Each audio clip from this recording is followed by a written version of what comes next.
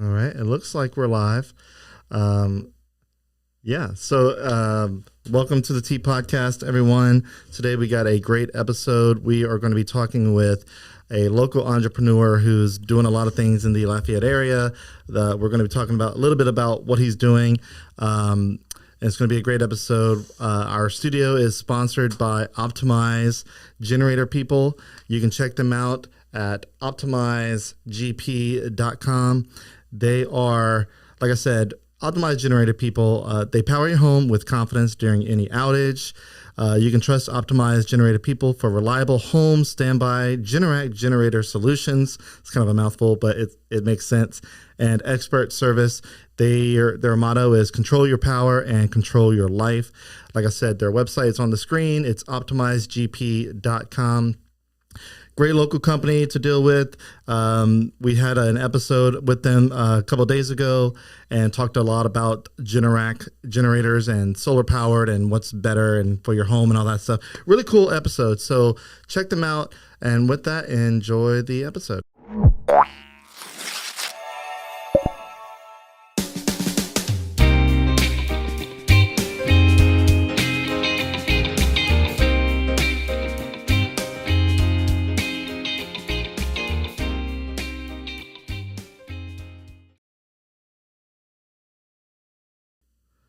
All right, so before we get too far, I got one more sponsor before we get into the nuts and bolts. It is Chase Group Construction. They take the lead and become your one point of contact for the entire design build process. They are a design build firm. So if you're looking to build something new, like a new business or renovate, give these guys a call. They built several local restaurants, Fat Pat's in particular. I keep mentioning Fat Pat's because I feel like that's the most recognizable thing that people can associate to. It's the one in Broussard and Breaux Bridge. They're building another really cool business in Youngsville that centers around pickleball. We haven't posted about it yet, so be on the lookout for that. But they built multi-unit shopping centers and major medical centers as well. Their website is chasegroupconstruction.com. Check them out. They are also local people. All right, and with that, let's get on with the episode. And Dillon, welcome to the T Podcast. Yeah, thank you very much. Glad to be here. All right, man. So I kind of want to know or let people get to know you a little bit. Tell us a little bit about yourself. And are you originally from here? Just introduce yourself. Tell us a little about you. Yeah, I'm from Lafayette. Grew up majority of my childhood in Carencro. Okay. Went to LSU. Lived in Baton Rouge after graduating for a little while, pursuing my architecture career. And then when it was time to start having kids and growing a family, I had to move back, be close to my parents. So I've been, back in Lafayette for 7.5, 8 years now. Okay. And, it's home. It's hard to leave this place. It's a good spot. Yeah, awesome. So you said you grew up in the Carencro area. Yeah. Yeah. All right. So I might have missed it just a second ago. How long, have you lived in the Carencro area? You said you moved away for a little while. I mean, when I moved out, my parents moved when I was 8 years old, and then they're still there. So when people ask, I'm from Lafayette. People from Lafayette ask, I'm from Carencro. Yeah. That's the funny thing is anytime you're out of town, where are you from? Oh, Lafayette, because people may not know what Carencro is, but you say Lafayette. So it's just kind of the bigger city that's next to you is what you say. Exactly. Carencro's an interesting place though, man. I live in Carencro right now, and it feels very homey. I don't know if that's doing it justice, but everybody's really close. Everybody's really close knit as far as the community goes. It feels like a small town because it is, but it also feels like it's starting to have that city feel now that Amazon has opened up and there's a lot more traffic. I'm pretty sure you've been by the roundabout on Hector Connolly. Oh yeah, and my, where I grew up is exit 7, so just a little bit north, Yeah. But Carencro is the best kept not secret in the area because, I mean, you've got interstate access. It beats anything, out of being in Lafayette Central, like it beats driving south. So yeah, No. don't tell too many people about Carencro. It's grown enough. I know, and it's staying busy. Yeah. Yeah, and so compared to any other area in Lafayette, with it being so close to the highway, it's one of those perfect things. So like, if you want to like head out on vacation, you don't have to like go through town to get on the interstate. You're just right there and you're getting going. Yeah, absolutely. Yeah. No, it's good. I mean, I don't live in Carencro anymore. Yeah, I know. I'm in town. It's like the convenience of being in the heart of Lafayette is really great. Yeah. But if you're gonna live outside of town, I would only ever move north. Okay, all right, yeah. So tell me a little bit about your thoughts on Lafayette. I know we're kind of this is going to be, most of my episodes are hodgepodge of different parts of conversation, but I kind of want to know, what is your thoughts on Lafayette? Obviously, you're a native, but what is your opinion on our trajectory of growth? Or does it look like, in your opinion, that we're on a good path? Because I look at other cities just through my own lens, and there are some cities that would love to be like Lafayette. They're still a decent sized city, but they're not growing in the same way. And there are people that live in Lafayette who say Lafayette is boring, there's nothing to do in Lafayette.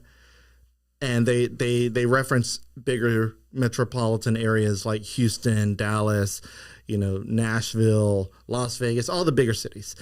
And I'm like, but you can't compare cities like that have a population of millions of people in the heart of the city compared to Lafayette that has just under 150,000 people in the middle of the city. Like, so what's your thoughts on Lafayette? I mean, I've got a lot of, I can, you want the deep answer or kind of the surface? We have time. Answer? We have time. So the surface answer is, man, Lafayette is, as far as convenience of a city, we've got 2 interstates. The airport is essentially in town. I mean, it's, if you want to leave, it's very easy to leave. So that's not, there's a lot of infrastructure benefits of Lafayette.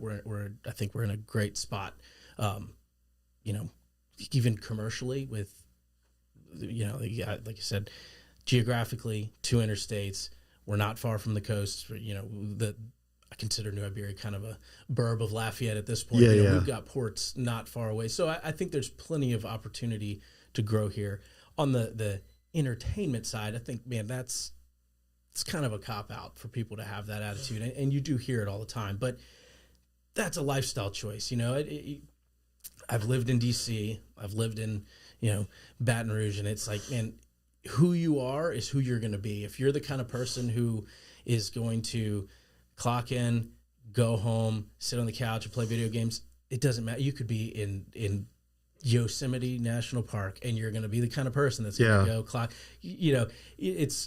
That's a lifestyle choice. There's as much to do here as there is anywhere else. Like, sure, we don't have 5 trampoline parks, but man, if you want to go to the trampoline park, you've got it. If like whatever people are saying, there isn't stuff to do. Like, sure, you can't hike a mountain here, but if you're interested in hiking, you would already be hiking. So right. I think that's kind of a cop out when I hear people say that my life would be better or I would be a different person living somewhere else.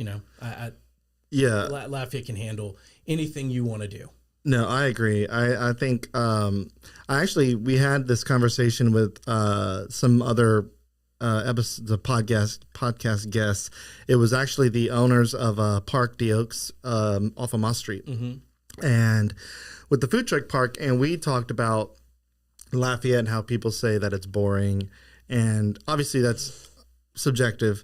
But they were like, it's what you're interested in. Like if you don't go out and explore what Lafayette has, like it may not be on the surface, it may not be something you can see from the road, but depending on what your interest is. So like if you like networking, Lafayette has a ton of opportunity to network. Like there's tons of gathering places and meetings happening every day. So if you're a professional, there's tons of stuff to do that way.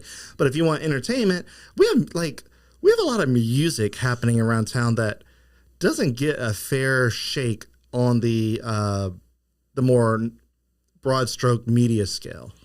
Like, there's so much happening. Yeah, I totally agree. You know, like that kind of what I said. There's if somebody ever has that opinion and they're like, oh, you know, there's nothing to do, tell me what you can't do here, and then we can have that conversation. Yeah, you know, it doesn't make sense. Like, I think that's true in life in general. You know, whether you're in Tyler, Texas, or in a huge city, or you know, like you could be in. It doesn't matter where you are. The person you are is going to be. You know, contentment is a choice, and you can choose to do with that whatever you want. And if you really believe life is better somewhere else, especially in today's day and age, it puts your money where your mouth is. Like, I know, like, do the thing, build something, build something, do it, leave, come back. You know, a lot of people who leave do come back because you quickly find out. You know, people will go somewhere on vacation, have a great time on vacation, and man, that's kind of this fallacy of, you know, I go to Disney World and I have this wonderful time. I want to live here. Yeah. As soon as you live there, Disney World is work, and that's where you live, and you get numb to it. So I think that's just a human nature bias of, oh, the grass is greener somewhere else. Yeah, and that's always the case. And I mean, there are people that live in places that people want to live. Like, so people in New York, now it's not everybody, but like there are people in those cities that desire to live in a city that's a little smaller, that has a little bit more connection with people, that isn't all just concrete. So their grass there is greener here than it is there. So it's where you are. It's what your perspective is. It's what you're interested in. I want to get to some comments because my software on my computer, the comment section isn't loading, but I have it pulled up on my phone. And so I want to go ahead and just read some because it actually got pretty active. So they said they can't hear Dillon. All right. Uh-oh. Aaron was like, I can't. Ben's mic is great. Dillon's mic is crap. All right. Forgive me, guys. Let me see what I can do here. I'm cranking up the mic. Check. Yeah, pull it a little closer to you. Okay. Got me? A little higher up. Better? All right. We're moving the mics. Okay, somebody said they can hear him fine. I tend to talk a little bit loud, so forgive me. My mic is less hot, so just FYI. Okay, so that was Quentin Van Way. He said, I can't hear Dillon. Just, trying my best here. And then, so Aaron mentioned it. Quentin said, this is so bad. I'm sorry, guys. Good God, I talk loud. Maybe Dillon needs to talk a little louder. Okay, Aaron says, I have access to his new building. Oh my gosh, they're like planning to come over here. I'm reading the comments now, so forgive me. They are just going off on the mic situation. Can you hear me now? Check. Like, okay, all right. Do this with Dillon's mic. I'll turn it up. Let me know, guys, if it's looking good. It should be working. I see the audio levels. It's on. Yeah. Okay. Well, I mean. Yeah. Anyway, I have your mic all the way up at this point, so I don't know what is going on. It's so muffled. I'll try to speak louder. Okay. See if that works. Yeah. Maybe I'm too hot on my side. I mean, I got my mic. Anyway, we're gonna. Okay. Somebody else said it's great. So okay. It's sorry, Quentin. I'm not going to be able to satisfy you. I guess I tried. I got his mic all the way up. I don't know sign language, but I'll keep the gestures maximized. That is live podcast, guys. So Brandon Van Way says 100%. So I'm guessing it's good. Okay. Yeah. All right, let's keep going. So, talking about the area, talking about, the grass not being greener all the way, in other places. For me, I came from a small town called Turkey Creek. Those that know me know this, and it was. Let's just say nothing happens there. They do have a Dollar General now, so they're stepping on up. Quentin said it is better, so maybe having the mic all the way up. All right, there you go. Cool. Aaron says way better. Cool. All right. And so for me, my grass, and we're going to get to some more stuff with your businesses and your connection to Lafayette, but I think this is good.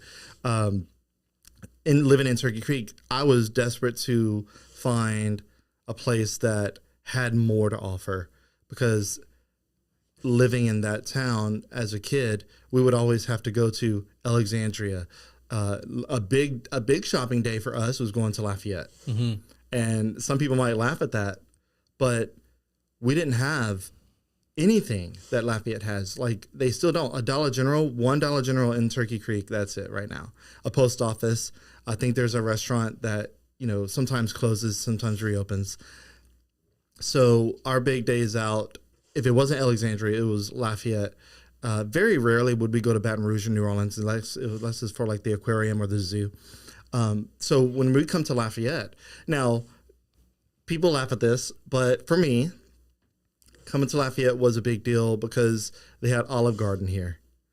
And I owe a lot to Olive Garden, because Olive Garden's setting where we were sitting with the construction site next to it kind of helped birth this whole idea of developing Lafayette.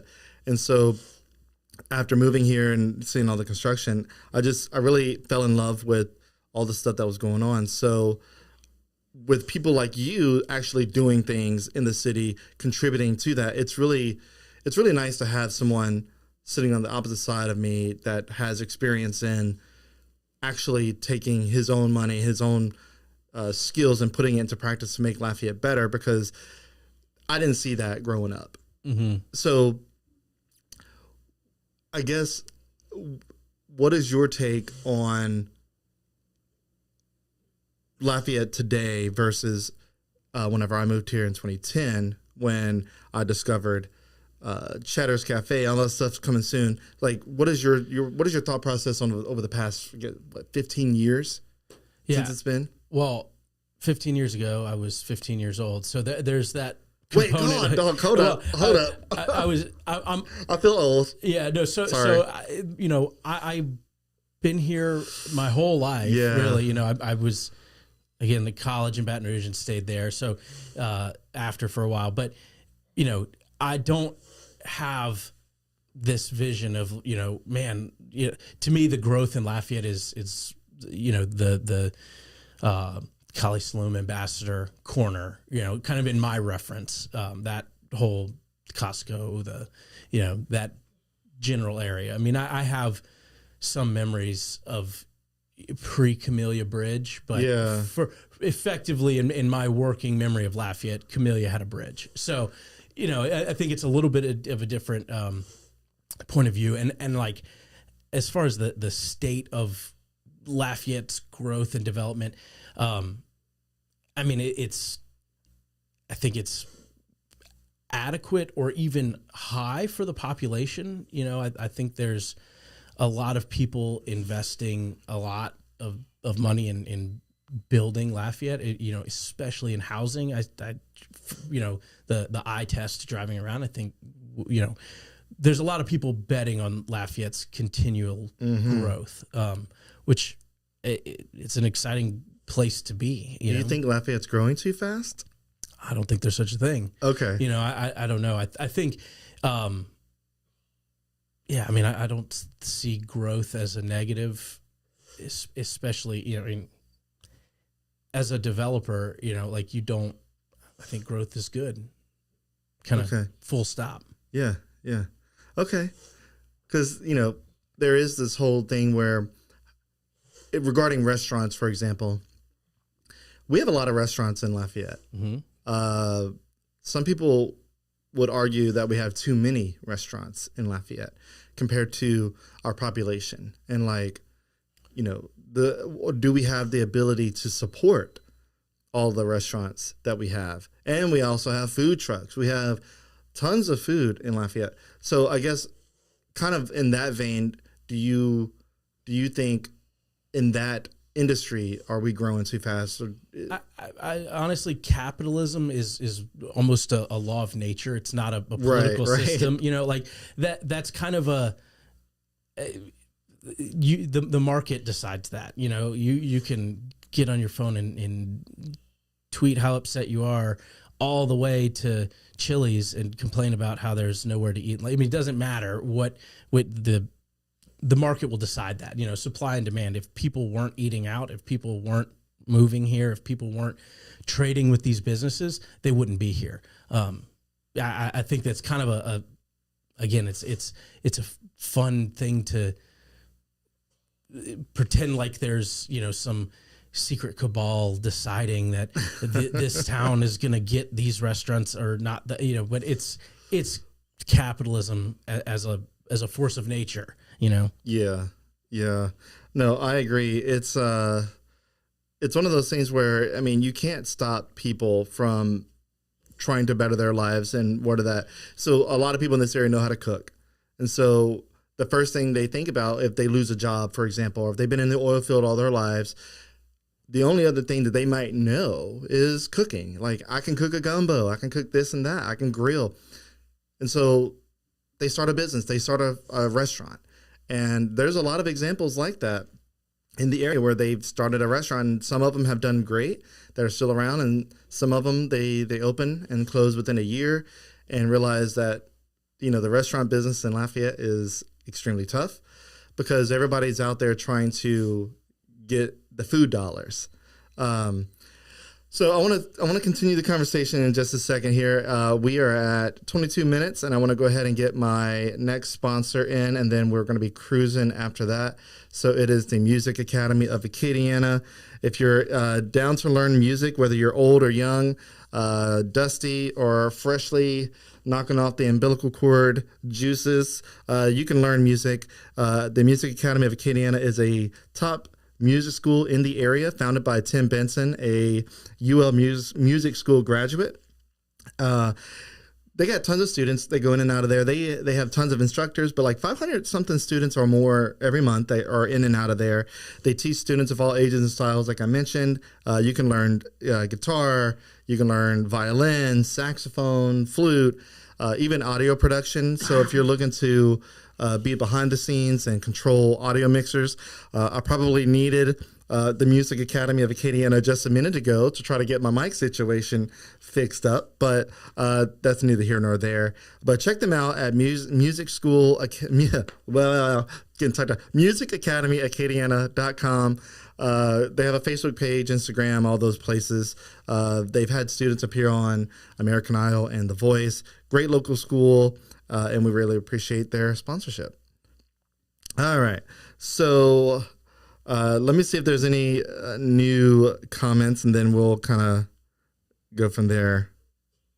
All right, so Quentin asked, what's up with all of the apartments? So we have a lot of apartments. Obviously, you have apartments too. Mm-hmm.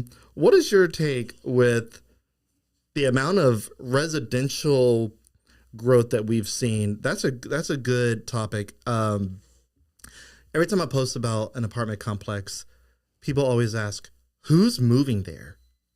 Yeah, that's a great mystery. I think, theoretically, there's always room at the top. If you're going to be in an apartment building and your rents are comparable, man, it's just as easy to pack up and move to the new place. And I think it's kind of the people moving there are the people living in other apartments, as well as growth in the population of the city. But if you're the apartments that are getting built new are very typically, kind of aimed at top of market. And I think that that's just a continuous cycle that you can always compete there, and then as your properties age and, then they become rents get lower. So there's kind of always a spot for top of market apartments, and then it just knocks the previous top of market apartment down a little bit. When you say top of market, like, what do you mean by that?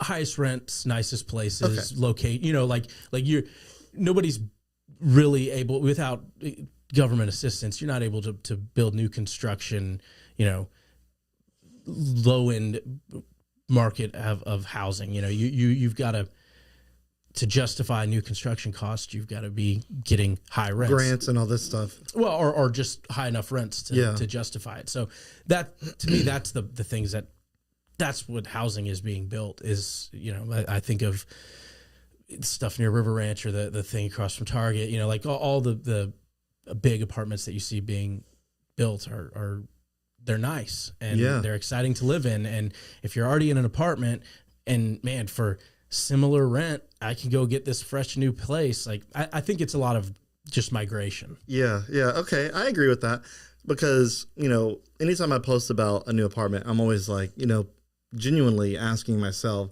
who is moving in there? Do I think our population is growing that significantly enough to justify all the new apartments? Maybe in certain years we'll have a good population pop, but I was like, I think I'm on the side of it is people already living in apartments that, like you said, they're paying a similar rent already for their apartment that might be 5, 10, 15 plus years old. Some of these apartments that have been relatively kept up well were built in the 70s. Mm-hmm. And some of them show it, some of them are done right. But just to pack up, and most people live in an apartment, like 1 or 2 bedroom apartments, they shouldn't have a whole lot to pack up.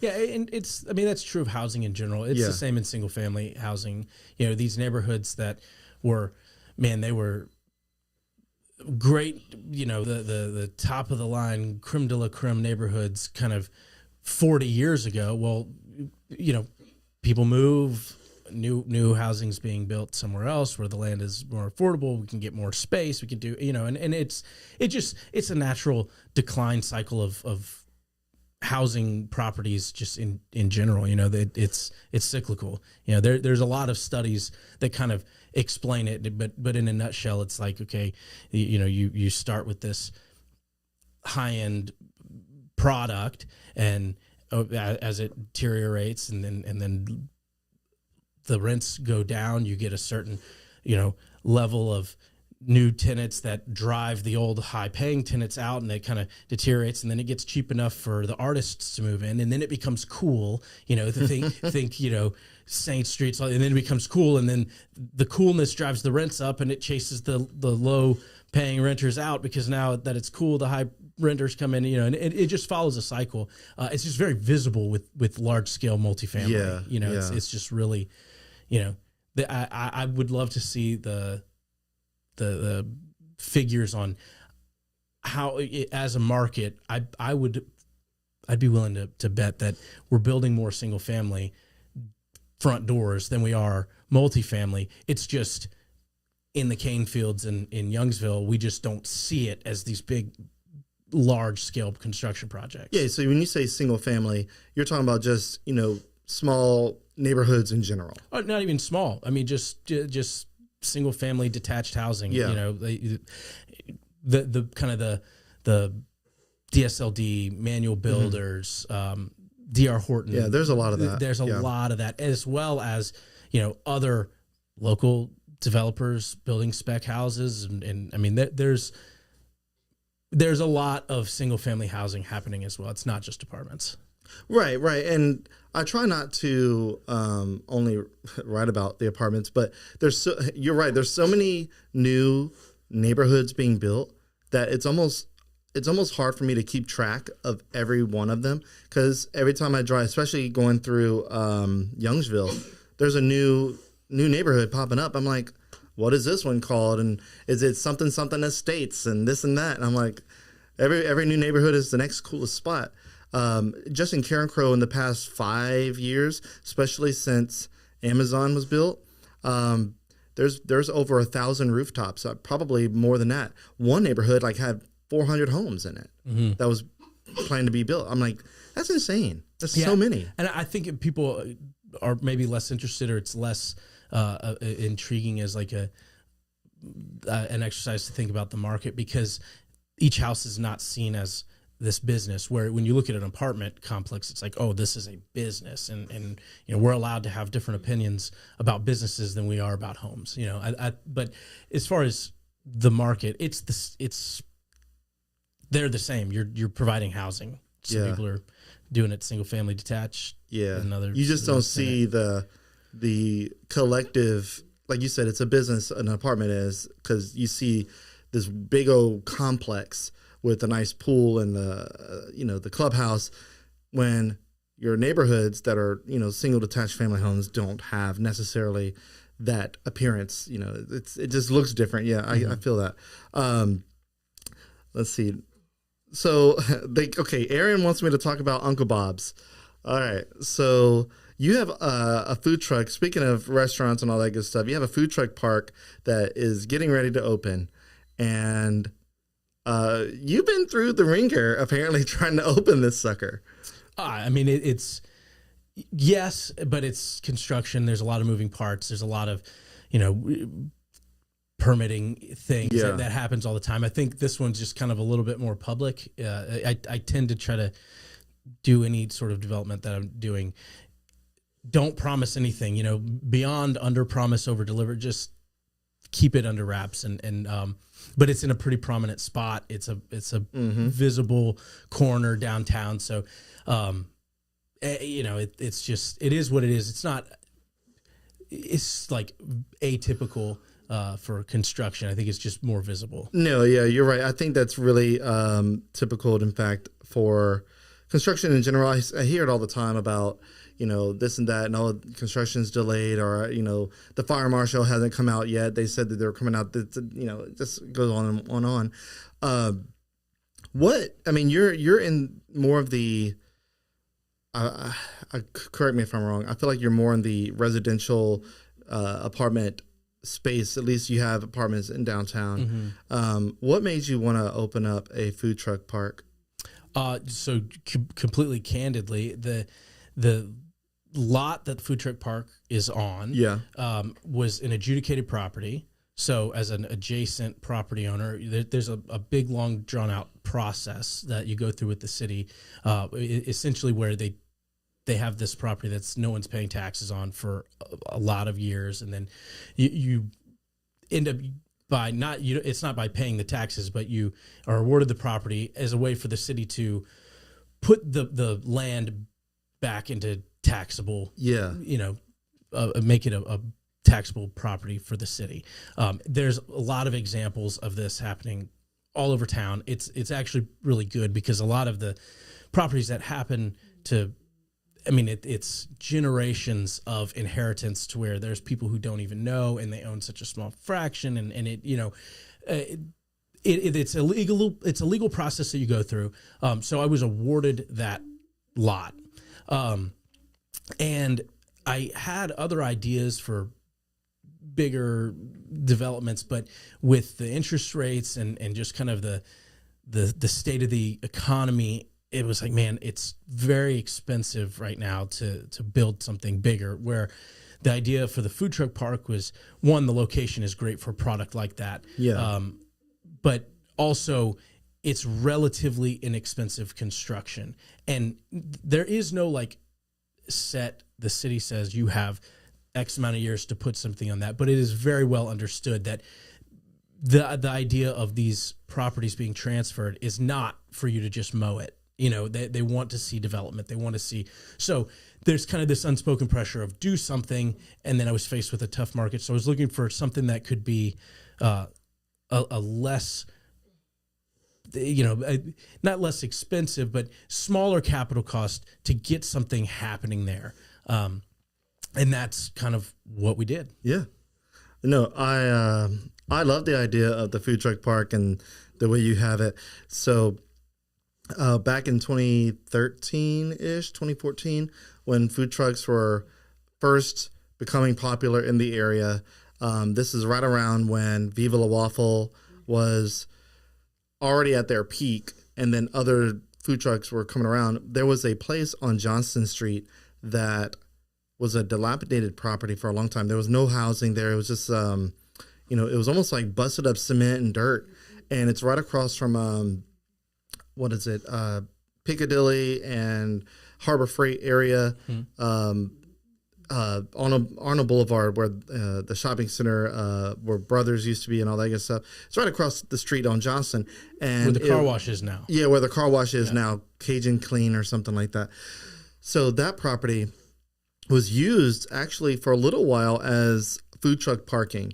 Now, it was bumpy to go through it because it had potholes, it busted up concrete. But people would, park their food trucks there, and people would drive in, go to the food truck, and drive away. And, I worked across the street at golfballs.com at the time.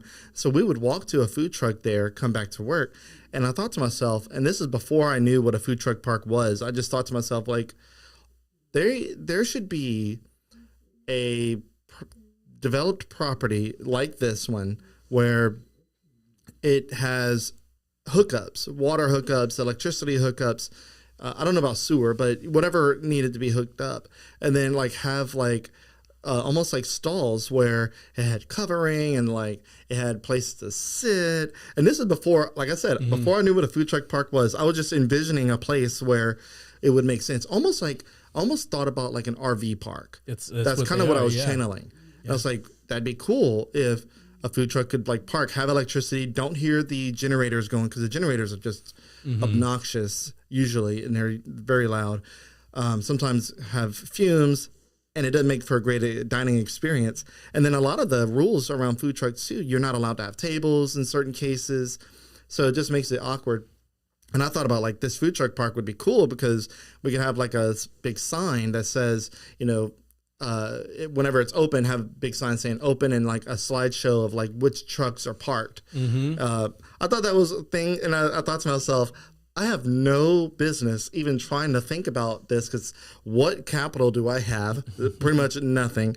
What connections do I have with anybody to do this? Nothing. And it was one of those things that just kind of just went away. And then to see the food truck park, Uncle Bob's, come up, and I got so excited whenever I realized what it was. I was like, dude, now it's a little bit more of a simpler version of a food truck park than I was imagining, but you have hookups for electricity and water, right? Yeah. And wastewater. There you go. Yeah. So it's kind of like the version that I was thinking about, just a little bit simple, and you have all the amenities there. And so have you figured out a way to attract food trucks there? What does that look like? So far the response has been really good. I think Lafayette has enough food trucks that it's not like it.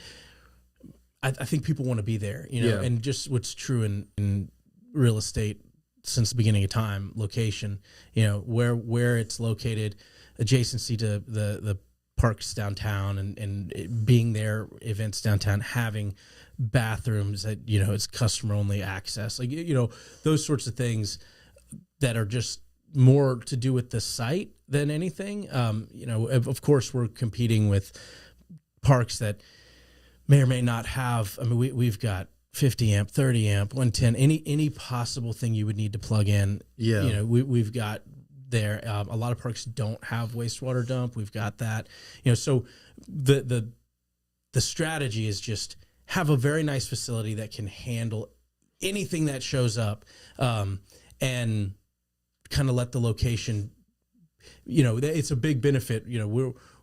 We kind of get to organically tack on to whatever's happening downtown. Oh man, This is a great spot for that. Yeah. So during Festival International, I'm pretty sure you're going to have your place open and rocking and rolling. That's absolutely. Okay. And so from what I understand, you can fit about 5 trucks. Yeah, depending on the length of the trucks, because there's a lot of regulations from the city on distances between trucks and things like that. So depending on the size of the trucks that are there, we can have up to 5. Yeah. So whenever I initially posted this, there was a lot of pushback on I say a lot of it. It was like small comments, but it felt like it had a lot of weight. And I said something to it, and I'm like, it doesn't matter. Somebody had stated that this food truck park will aid in reduction of business from the restaurants that are already in downtown Lafayette. I guess their concern was this is going to take away what downtown Lafayette already has going for it as far as like foot traffic, that this is going to draw foot traffic away from businesses on Jefferson Street and stuff like that, which I don't necessarily agree with. I think the people that were going to, for example, Spoonbill or the Flats or wherever, they're going there to go there, and they're just not walking around aimlessly. And then somebody who wants to try something different that doesn't have a goal in mind to where they go. Like, what is your thoughts on that? Like, yeah, I mean, the beauty of a free market is that it's not a zero-sum game. We can all win. That it's kind of a narrow-sighted opinion to have about, I mean, just about anything in general. This, if man, get out and support the places you love. And if you're going to eat every single meal at some restaurant downtown just to stick it to the food truck park, man, you have that power. Go do that. That's awesome. This is America. You can vote with your seat. Go sit down at the restaurant you like. And if you don't want to do the food trucks, that's fine. People can do whatever they want. And businesses, again, it's not a zero-sum game. Everyone can win in a free market. And as free as the market still is, that is very possible. It doesn't. I just think that's a false idea. Yeah, no, I agree. I think it's one of those things where it's not a really big issue. Mm-hmm. So somebody, oh gosh, I don't know if you know Tommy LeBlanc. I do. He says Hawk Tua. So he just wants to throw that out there. And Quentin says, "All ball, you wrong for that." I don't. Oh, he might have been talking about to Tommy LeBlanc. Okay. Yeah, this isn't Hawk Tua. Definitely. Even though I did use the Hawk Tua meme once, and I got blacklisted from a restaurant's soft opening, so that was fun. But I don't regret it. It did the video, the meme did well for that moment. So, what does the future look like for you? Do you have anything that's on the horizon that you can mention? Is there anything that you're working on? Like, what does it look like for you? What does the future in Lafayette look like? I think one step at a time. I don't, like I said before, like I don't want to promise all these things or be that you see it all the time. To me, when developers come out and say, I'm going to do, like, the shinier the picture that they show, the less likely it is to happen.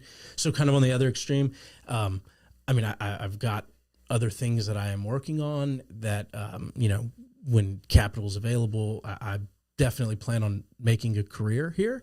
But nothing to speak of really, and one project at a time is kind of where I'm at right now. So we'll see how the food truck park goes when it stabilizes, and we'll keep going. But I'm a big believer in build the world you want to live in.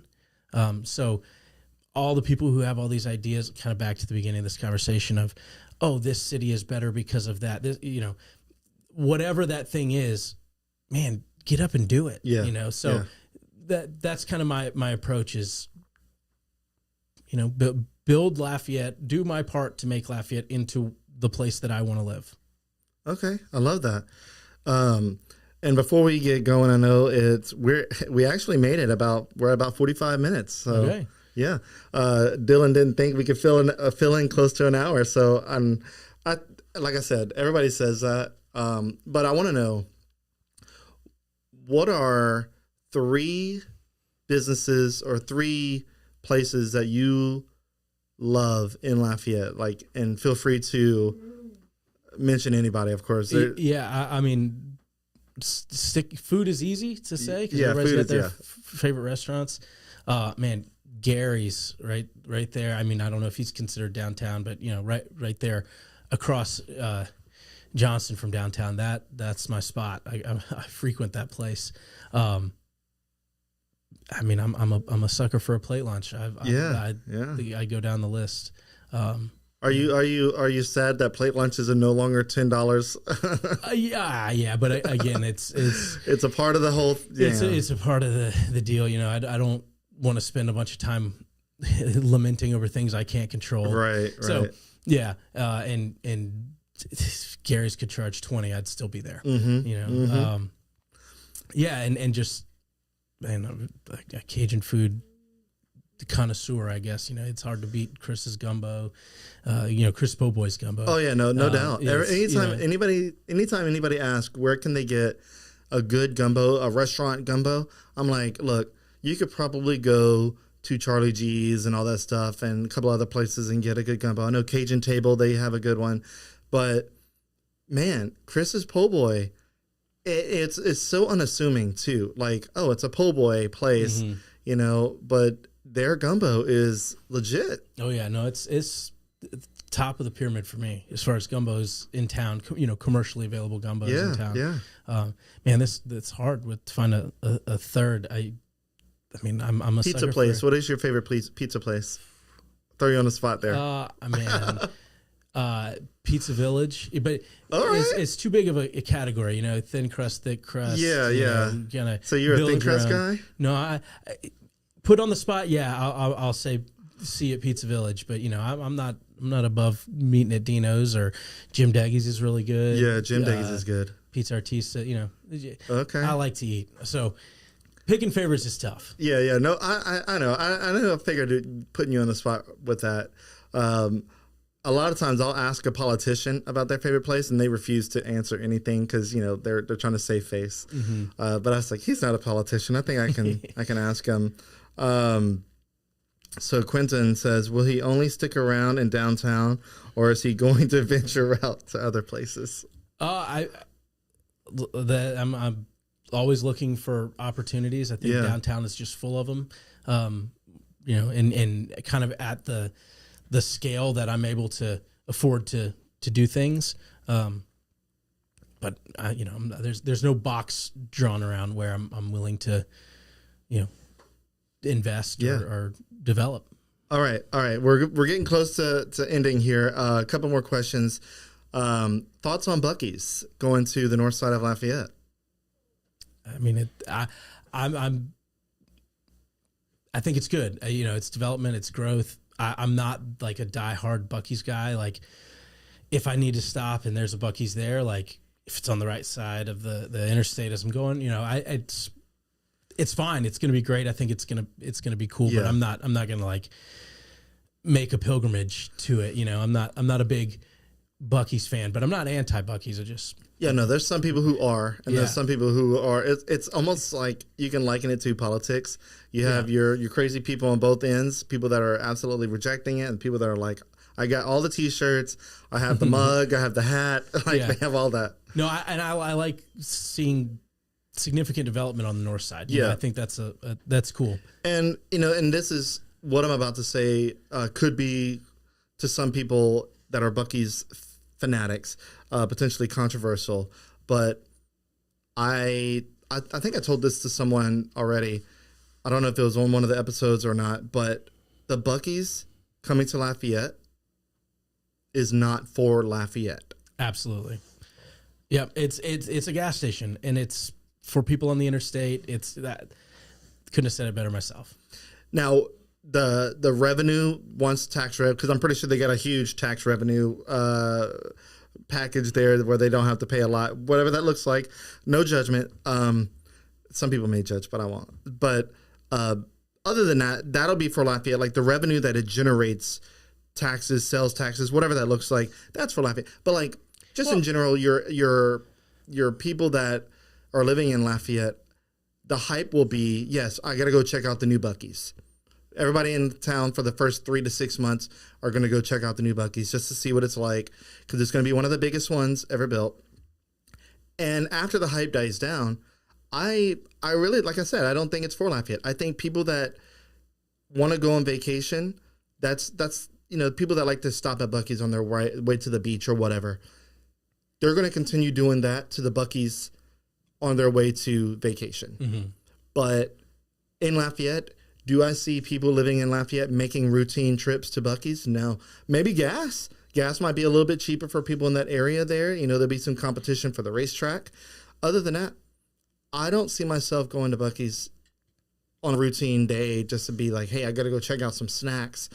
There might be one snack that I need, but yeah, I don't think this is going to be a thing that Lafayette residents go to as often as they think that they're going to go to because it's not open yet. Yeah, no, I think that's right. One thing I do kind of maybe disagree with you on is that I think the tax revenue is probably the least important component of it. I think the number of jobs absolutely that are going to be provided has way more impact on the economy of the local area. No, and I agree with that, yes. It's tax revenue, sure, it's important, but, it would be maybe more important if we all agreed that our tax dollars were being spent, the best way possible. I think giving those jobs and those people the ability to go and boycott restaurants if they don't want, whatever. Yeah. I think the jobs are way more going to be a bigger impact. No, I'm glad you mentioned that because that was one of the things in the comment section whenever I posted about Buc-ee's that a lot of people were complaining about Buc-ee's. And I'm like, it's for the area that it's going in. This is some of the most highest paying jobs that they'll ever see, unless a warehouse like Amazon or anything goes in that area. But like these are jobs that are paying $17+ an hour. Yeah. Like, tell me where you can find a job in North Lafayette that pays $17+ an hour. No, I think that impact is going to be huge. Yeah. I mean, just the jobs.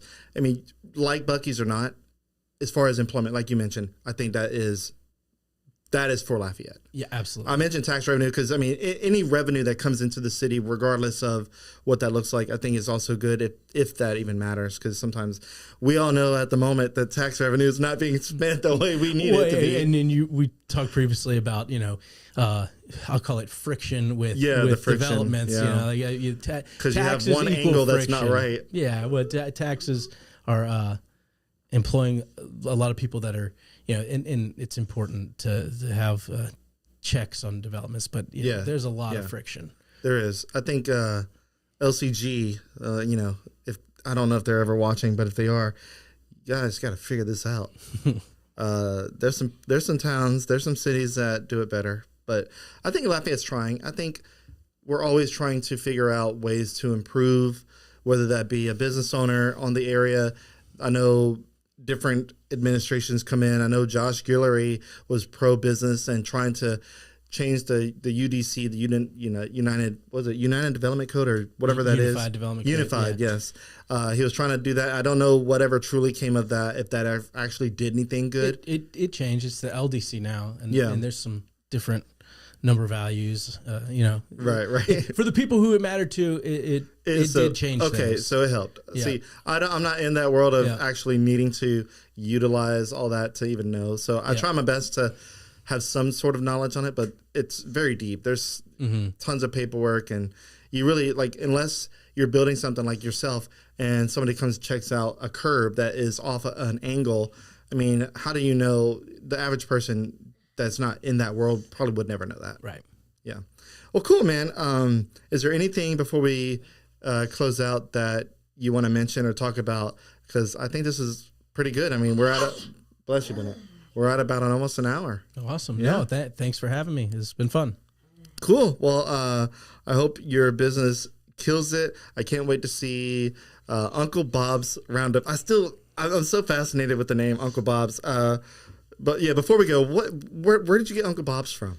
So I have a brother. He's probably in the comments now. His name is Braden. Okay. But he's called himself Bob from a pretty young age. All right. And when I started having kids, and now we all kind of have kids, but when I started having kids, he called me Uncle Bob. So he is Uncle Bob, and it's just a fun name. And, all right. Yeah, Uncle Bob's a good one. It's a good name. What's the deal with the goat? He has goats. He has goats. Yeah. So in general, when food trucks get together, they're often advertised as a roundup. Yeah.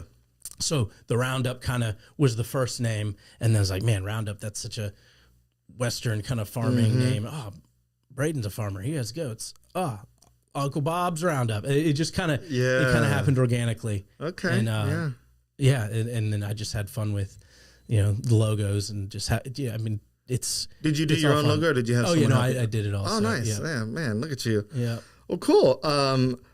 Dillon, it was a pleasure having you on. I think this is great.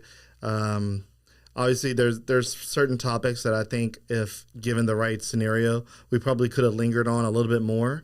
But I think for as time goes, I think this was solid.